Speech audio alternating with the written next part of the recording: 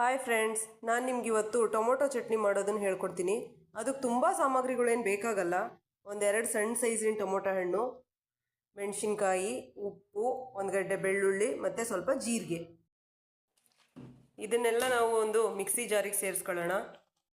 ಇದಕ್ಕೆ ನಾವು ಸ್ವಲ್ಪನೂ ನೀರನ್ನು ಆ್ಯಡ್ ಮಾಡ್ದಲೇ ಹಾಗೇ ರುಬ್ಕೋಬೇಕು. ಯಾಕಂದರೆ ಟೊಮೊಟೊ ಹಣ್ಣಲ್ಲಿ ನೀರಿನ ಅಂಶ ಇರೋದ್ರಿಂದ ಮತ್ತು ತುಂಬ ನೀರಾಗಿಬಿಡುತ್ತೆ. ಹಾಗಾಗಿ ಬರೀ ಟೊಮೊಟೊ, ಮೆಣಸಿನ್ಕಾಯಿ, ಬೆಳ್ಳುಳ್ಳಿ ಮತ್ತು ಜೀರಿಗೆ, ಉಪ್ಪು ಸೇರಿಸಿ ಹಾಗೇ ರುಬ್ಕೋಬೇಕು ನಾವು ಇದನ್ನು.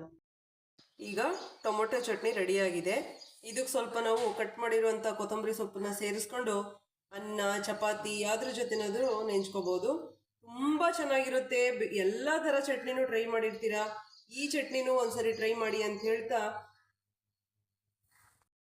ಹೀಗೆ ನಮ್ಮ ಚಾನಲ್ನ ನೋಡ್ತಾ ಇರಿ, ಸಬ್ಸ್ಕ್ರೈಬ್ ಮಾಡಿ ಮತ್ತು ಶೇರ್, ಲೈಕ್, ಕಮೆಂಟ್ ಕೊಡೋದನ್ನು ಮರಿಬೇಡಿ.